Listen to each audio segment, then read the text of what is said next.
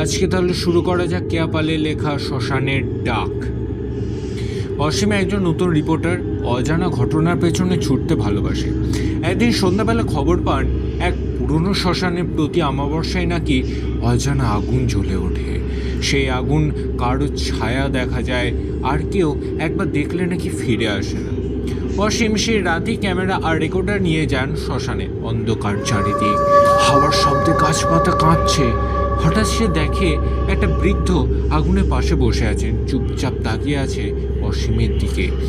অসীম এগিয়ে গেল এবং বৃদ্ধার কানে কানে বললেন, আপনি কে? এখানে কেন বসে আছেন?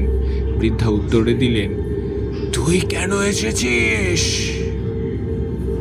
এরপর আগুন নিভে যায়।